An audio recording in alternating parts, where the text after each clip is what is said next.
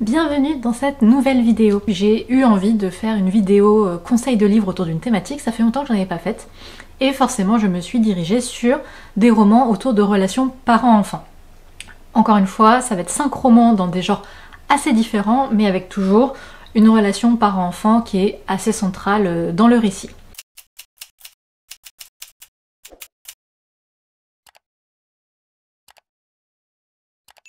Je vais commencer par le roman le plus, on va dire, le plus léger, le plus touchant, au plus dramatique. Voilà, une gradation en termes de drame. Donc voilà, plus ça va avancer, plus la relation par-enfant va être difficile ou avec des événements en tout cas compliqués, voire contenant certains trigger warnings. Bref, on y va en commençant par Plus vaste que le monde de Delphine Giraud. J'en ai déjà parlé dans un précédent bilan littéraire, mais c'est une très jolie histoire entre un père et sa fille adoptive qu'il a adoptée au Guatemala. La mère est malheureusement décédée et cette jeune fille adolescente ressent vraiment le besoin de retourner sur les traces de son passé, sur son identité, sur qui elle est vraiment. On imagine tout à fait l'état d'esprit d'une adolescente adoptée, même si ça se passe très bien avec ses parents adoptifs, en tout cas avec son père adoptif, mais il y a la douleur du père qui a perdu sa femme, la douleur de la fille qui a perdu sa mère. Et donc voilà, ils vont partir au Guatemala pour essayer d'en savoir plus. Évidemment, cette aventure va prendre une tournure assez inattendue sur les origines de la jeune fille. Mais on a vraiment un personnage masculin très touchant, qui est prêt à tout pour aider sa fille, quitte à lui donner une liberté qui lui fait peur à lui. Il a peur de perdre son enfant, bien sûr. C'est vraiment très touchant. Et on a le point de vue en alternance de Zach et de Maya, donc du père et de la fille. Et voilà, c'est vraiment une belle histoire dans un cadre assez inattendu. Finalement, le Guatemala, c'est peut-être pas le pays auquel on pense en premier, mais c'était une très belle histoire. Dans la forêt des larmes de Glendy Vendera. Ça commence de manière assez dramatique, mais ensuite c'est une très très belle histoire, encore une fois, de famille, d'identité. Ça commence par une mère de famille complètement lessivée, fatiguée, qui n'en peut plus, et qui oublie son enfant sur un parking. Ça se passe aux États-Unis. Elle s'en rend compte évidemment très vite, mais c'est trop tard, l'enfant a disparu. Donc s'ensuit évidemment le trajet de cette femme, la culpabilité en tant que mère d'avoir oublié un enfant, et tout ce qui va s'en suivre. Donc sa trajectoire à elle est assez forte, avec cette envie évidemment de retrouver son enfant. Et on va suivre en parallèle une jeune fille qui va paraître dans une quête d'identité, puisqu'elle sent bien que ce qu'elle est n'est pas vraiment ce qu'on lui dit qu'elle est. Je vais pas en dire trop, mais voilà. Et évidemment ces deux destins vont finir par se croiser. Et c'est du Glendy Vendera, donc c'est très beau, très touchant, en même temps très lumineux malgré les thématiques très difficiles. Je trouve que aborder la culpabilité de la mère est un thème assez complexe et elle s'en sort très bien.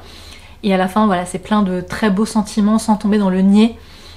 Et toujours cette magnifique écriture, donc Nature Writing de Glendy Vendera, que j'ai découvert avec Là où les arbres rencontrent les étoiles. Enfin vraiment, c'est très beau, très touchant. J'ai fini un peu en larmes, mais touchant dans le bon sens du terme. Voilà, pas forcément dramatique comme d'autres que je vais dire après. Mais c'est une très belle histoire sur la maternité, la filiation et la famille au sens large du terme. Troisième roman, Fugitive parce que reine de Violette Huisman. On change complètement de registre avec un roman français dans de l'autofiction, mais j'ai trouvé que c'était une très belle histoire mère-fille, racontée du point de vue de la fille qui a malheureusement une mère bipolaire, dépressive, en tout cas avec des gros troubles mentaux et psychologiques. Et ça va raconter finalement la construction et l'enfance dans une famille dont la mère est telle qu'elle est, avec en fait des montagnes russes d'émotions, c'est-à-dire que la mère peut être d'un seul coup très passionnée, très vivante, pleine d'amour, et ensuite évidemment plongée au plus bas dans ce qu'il y a de pire, et la difficulté en tant qu'enfant quand on voit sa mère évidemment vivre ces montagnes russes émotionnelles et qu'on ne comprend pas toujours ce qu'il en est. C'est divisé en plusieurs parties, on va aussi plonger plus en avant dans le passé de cette mère, dans sa vie, ce qu'elle a vécu, etc. C'est une très très belle écriture et c'est une relation mère-fille qui est très touchante, pleine de difficultés, loin d'être parfaite évidemment. Et en même temps, il y a un amour fou de cet enfant pour sa mère qui va grandir comme ça. Je peux pas forcément en dire plus, mais vraiment, ça a été, pour moi en tout cas, une lecture particulièrement percutante, parce qu'en plus je trouve que les relations mère-fille sont souvent assez complexes, et ce roman finalement arrive à bien prendre ce sujet en main, même si évidemment il y a la thématique de la santé mentale qui entre en compte à ce niveau-là. Mais en tout cas voilà, un roman que je recommande chaudement. On va commencer à aller dans du beaucoup plus dramatique avec Sidération de Richard Powers, un auteur que j'adore, et ce roman a été un énorme coup de cœur. Cette fois-ci c'est un roman sur une relation père-fils Pareil, encore une fois, une femme et mère décédée et un enfant autiste qui du coup a beaucoup de mal avec le monde dans lequel on vit. Et Richard Powers réussit toujours ce tour de force de créer une histoire avec une intrigue émotionnelle incroyablement forte, tout en abordant des sujets vraiment d'actualité sur l'écologie, sur la politique, sur la société, et toujours un petit côté un peu, je sais pas si on peut dire science-fiction, mais en tout cas scientifique, qui est assez passionnant puisque son fils va réussir à intégrer un programme qui va provoquer des choses assez incroyables dans son développement, mais comme tout, ça a peut-être un prix. J'en dirai pas plus, la fin est horriblement belle et triste. C'est dur de pas spoiler, mais je préfère le dire, voilà, c'est vraiment assez dramatique.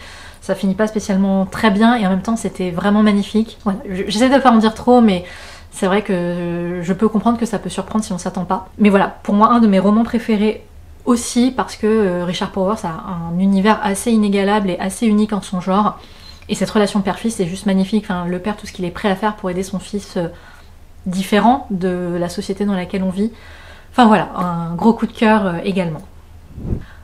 On termine par un roman dont j'ai déjà parlé dans une première vidéo, mais qui me paraissait important de mettre dans une relation parent-enfant, même si là c'est dans ce qu'elle a de plus horrible.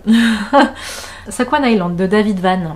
Que dire, sans spoiler encore une fois. En gros, on suit le récit d'un père et son fils qui partent dans une toute petite île au cœur d'un grand lac de l'Alaska, je crois, ça fait longtemps que j'ai lu, je l'avoue. En tout cas, bref, ils sont isolés complètement du reste du monde. C'est juste lui et son enfant sur cette toute petite île, ravitaillée par hydravion toutes les 2 semaines. Enfin voilà, faut vraiment imaginer le fin fond que peut donner les États-Unis. Sauf qu'en plus, de base, en fait, c'est une relation déjà un peu complexe. Un garçon adolescent qui comprend pas toujours pourquoi est-ce qu'il est là. Un père qui essaie, mais qui, de toute évidence, n'arrive pas à se mettre à la place de son enfant. Voilà, donc une relation très conflictuelle, très compliquée, et on sent l'espoir de ce père de recréer quelque chose, une relation peut-être dans ce drôle de voyage au fin fond de nulle part.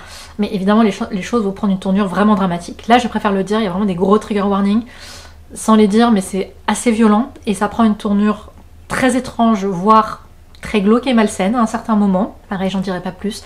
Mais la deuxième partie du roman, il y a un événement très choquant, et la deuxième partie du roman est assez lourde émotionnellement parlant, mais ça reste un magnifique roman, en tout cas qui marque les esprits, ça c'est sûr.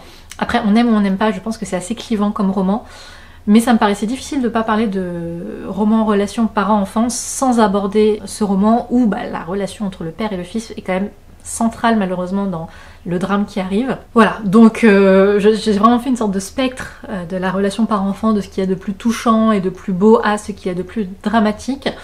Mais c'est aussi ça, les relations humaines, et notamment parents-enfants, c'est que c'est loin d'être toujours beau, facile, et qu'il y a souvent des choses beaucoup plus graves. Là, évidemment, d'un point de vue fictionnel, encore plus profond, mais je trouve que c'est un thème important. J'espère que cette sélection t'a plu, et peut-être que l'un de ces romans te tente, ou que tu l'as déjà lu, auquel cas, n'hésite pas à me le dire en commentaire. Et on se retrouve très vite pour une nouvelle vidéo. Ciao, ciao!